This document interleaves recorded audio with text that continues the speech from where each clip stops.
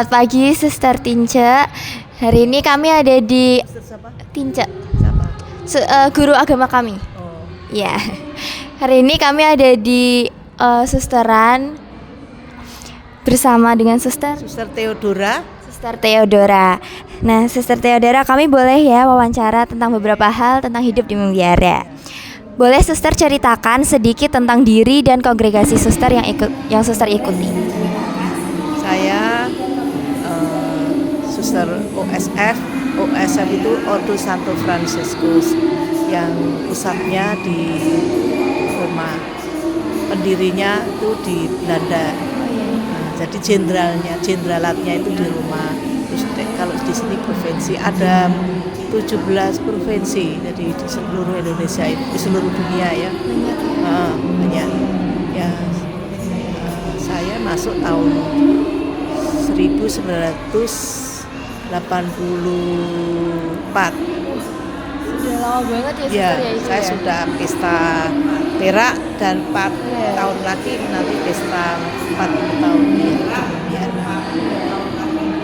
Teman saya masuk itu ada 18 orang. Di sini.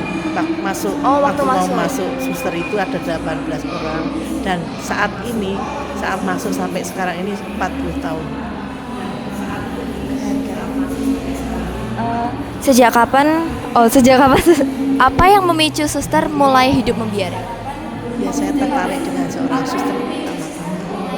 Kebetulan saya tuh punya guru agama waktu di SD itu anak yang pertama itu masuk suster. Kalau ke gereja saya selalu lihat bersamaan liburan bersama dengan orang tuanya. Dan saat itu tertarik, mulai dari SMP saya sudah tertarik. Tertarik itu tidak putus-putus terus senang. Tertarik itu aja, tapi tidak pertama ingin masuk belum baru tertarik dengan suster ini. Setelah sudah itu saya masuk SMK juga saya. SMK juga? Masuk SMK, setelah itu saya masuk di STKT Sekolah Universitas Kata-ketik di Jogja. Di sini juga ada di Semarang juga ada. Jadi saya waktu itu di situ belum ada. Saya sudah masuk di STK Jogja, lulus langsung saya masuk Mutiara. Aspirannya itu di Senopati karena kuliahnya kan di Jogja. Terus aspiran di Jogja di Senopati. Setelah itu masuk sebagai postulan. Postulan itu yang warnanya apa ya? Enggak ada. Oke. Baru diperbaiki. Warnanya krem kuning. Kayaknya salah sih Suster. Ya itu ya. Itu yang pas postulan. Kemudian novis sudah pakai novis 1, terus novis 2 tugas fase ke belajar di komunitas, belajar hidup di komunitas. Setelah stase terus kemudian tahun pertama itu pakai kalung begini. Iya. Itu sebagai suster junior namanya, suster junior yang masih muda. Itu sampai 5 tahun masa junior itu minimal 5 tahun. Nah, saya sudah junior 5 tahun terus membaru kaul pertama saya itu tahun tanggal 5 Agustus 1985. Berarti baru-baru ini ya, bulan Agustus ya? 1900 tapi lama. Anniversary-nya gitu. Tanggal 5 Agustus 1985 itu saya kaul pertama. 40 tahun yang lalu. Dan sekarang kemarin 40 tahun baru masuk. Terus tahun 2013 saya pesta perak. Iya, Pesta perak ada hadiah pergi ke rumah. Begitu. Ngapain aja itu bilang? Ya, kita kunjungi Vatikan, ketemu Bapak Paus. Bisa. Terus ke tempat-tempat Fransiskus, kan saya pengikut Santo Fransiskus, Santo Fransiskus, ke tempat-tempat Fransiskus tinggal kemudian di Italia itu. Mana Bapak Fransiskus itu menerima stigmata luka itu Mata itu ya. Suster kan awalnya tertarik, lalu hal apa yang membuat suster semakin yakin untuk hidup berdampingan?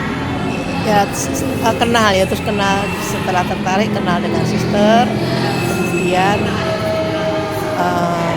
kuliahnya itu juga banyak suster, teman-teman lagi sama-sama suster tuh semakin tertarik aja, banyak kongregasi gitu. Tapi saya seperti panggilan Tuhan, saya itu dipanggil di kongregasi ini. Jadi bukan saya milih ini, bahkan karena belum kenal. Banyak ordo itu punya kongregasi, tapi tidak bisa. Oh ini yang cocok bagi saya, ya sulit karena itu tuh panggilan Tuhan saja. Oh saya dipanggil di situ, akhirnya ya saya hayati. Ternyata memang panggilan saya di situ membuat bahagia. Dalam kehidupan itu selalu bahagia. Itu harus kalau bahagia itu dan pelayanan itu penuh cinta kasih gitu loh, tidak menjadi semakin bahagia gitu loh, karena melayani dengan cinta kasih itu, karena sudah menghayati itu panggilan saya, jadi bukan sesuatu yang terpaksa, tidak ada, karena sudah dihayati sebagai panggilan. Ada jalan apapun yang akan dilakukan dalam pelayanan ya kreatif, melayani ini jadi kreatif seperti itu, karena ya menghayatinya dengan penuh cinta kasih. Suster kan pasti selama ini pernah mengalami masa kesulitannya kan? Selama dia tantangan itu saya di mana-mana pun ada, ikut keluarga juga ada. Mana tidak ada tantangan. Sekarang hanya sikapnya bagaimana menghadapi tantangan. Kalau bersama Tuhan itu tantangan itu bisa dihadapi. Nek sendiri tidak akan bisa malah tersesat. Tapi kita kalau bersama Tuhan, sesulit apapun, tidak ada yang tidak bisa menyelesaikan. Pasti bisa diselesaikan. Kalau bersama Tuhan. Gitu. Jadi sekarang mau dilihat tantangannya, dalam tantangan itu bersama siapa kita menghadapi. Ini bersama Tuhan ada jalan. Tidak pernah ada jalan buntu. Gitu. Malah semakin banyak tantangan, semakin dalam imannya. Kalau semakin dewasa juga dalam iman, menjadi suster ya semakin mantap, karena tanpa tantangan biasanya malah keluar. Karena tidak merasa ada tantangan, jadi kurang sungguh-sungguh. Kalau tidak ada tantangan, dia hidupnya kurang sungguh-sungguh. Kalau orang belajar sungguh-sungguh kan ada tantangan, harus belajar sungguh-sungguh supaya bisa sekolahnya sukses. Tapi kalau santai-santai dulan-dulan ya terus nyutek apalagi ya, santai tapi tidak ada tantangan. Itu salah satunya. Seperti apa gambaran dan kegiatan harian suster di komunitas ini? Pagi itu bangun, kalau saya ya kadang 3:30, kadang jam 3, bangun terus nanti mandi, setelah mandi 4:30 doa bersama, 5:30, setelah itu 5:30 misa perayaan Ekaristi. Kemudian setelah perayaan Ekaristi jam 6 itu selesai perayaan Ekaristinya, setengah jam terus makan bersama. Setelah makan bersama masing-masing menjalankan tugas sesuai dengan tugas perutusan yang diberikan. Ada yang di sekolah, ada yang kuliah, ada saya di kantor ini, kantor perwakilan Yayasan Maristuni Cabang Poncol. Tugas saya sebagai ekonom biara, ekonom perwakilan, dan masih tugas lain yang lain di Komisi Pendidikan, di OSF, Komisi Pendidikan OSF, terus di bendahara Yayasan STPK yang di undangan, ya kadang rapat, ya semuanya banyak ya tugasnya. Itu nanti terus siangnya kalau minggu itu ada doa bersama jam 12. Kemudian makan kalau minggu bersama-sama.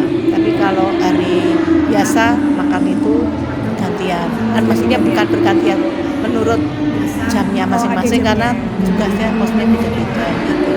Kemudian sore itu jam 6:kurang 1/4 itu kami doa bersama ibadat sore. Setelah ibadat sore dilanjutkan renungan. Kalau Jumat jalan salib gitu, pokoknya lihat harinya beda-beda.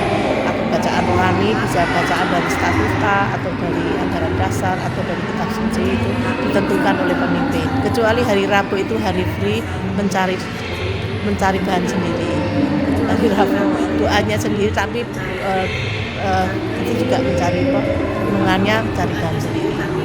Setelah itu makan bersama sorenya, sekitar jam 7 kurang seperempat. Makan bersama, sudah makan bersama ya tetap cuci piring bersama, kemudian doa kompleta. Doa kompleta dengan persiapan renungan untuk besok, bacaannya apa, kemudian rekreasi bersama. Rekreasi ini hanya kumpul bersama, ngobrol-ngobrol gitu di ruang rekreasi.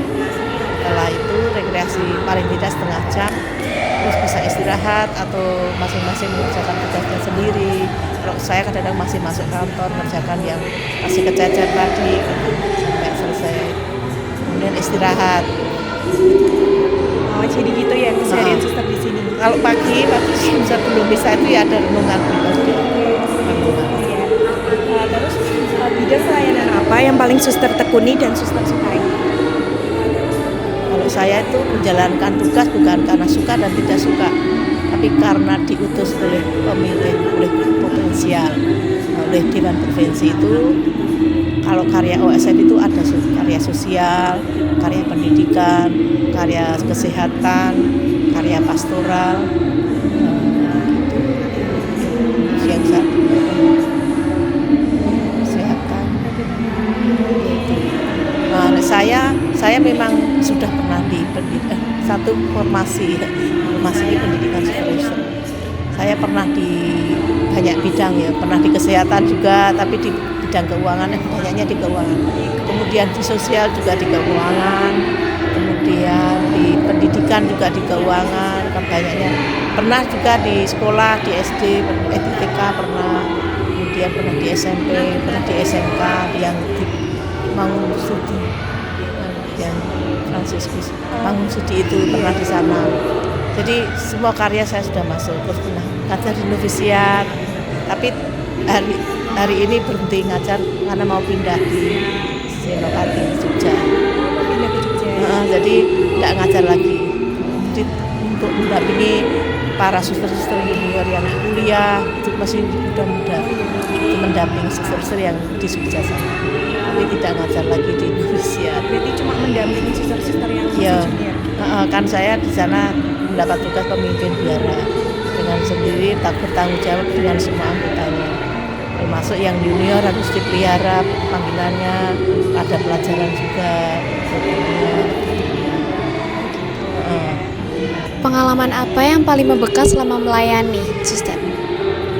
Ya sukacita, pengalaman apa ya, selama melayani itu kayak kalau dengan cinta kasih bawa sukacita dengan tulus itu. Jadi jangan marah-marah atau tak ikhlas, itu membuat apa ya, tidak sukacita dimanapun. Pelayanan di gereja, pelayanan di komunitas, pelayanan di pendidikan dengan anak-anak itu ya harus dengan hati yang sukacita, tulus itu akhirnya membawa sukacita, senang. Jadi tugasnya dimanapun, meskipun ngajar atau di dalam kantor tidak ketemu orang atau itu tetap apa ya, happy, bahagia karena di dalam itu ya ditekuni. Jadi tidak pindah-pindah pikirannya, kerjaannya harus ditunda. Nah, penundaan itu membawa malapetaka diri sendiri. Kan semakin banyak pekerjaan kalau menunda. Kerjaan harus di-planning betul, kerjaan untuk bulan depan itu kiranya apa sudah disiapkan. Jadi di sini ada cara besar, 1 bulan sudah disiapkan betul-betul. Seperti itu. Jadi kalau apa-apa mendadak itu membuat stres. Jangan pernah mendadak menunda, itu stres yang tidak membawa kebahagiaan. Jadi harus di-planning betul-betul, dijalani dengan sukacita, jangan setengah-setengah. Nah, apapun yang dilakukan akan membawa kegembiraan, kebahagiaan diri sendiri dan orang lain. Apa pesan dari Bapak Suster untuk generasi muda Katolik saat ini? Tentu harus menghormati orang tua, jangan sampai berani dengan orang tua. Ya, juga tekun belajar, syukur-syukur mau masuk suster, itu pesan saya ya.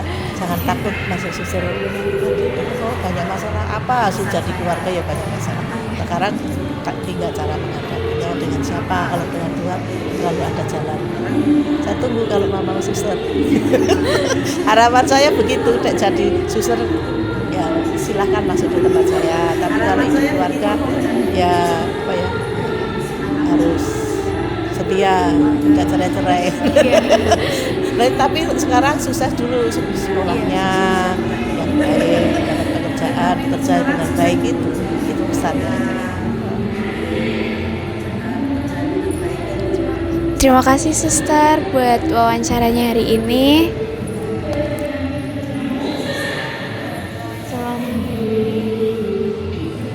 Cukup sekian dari kami. Terima kasih untuk Suster Theodora, terima kasih untuk Suster Tince. Terima kasih.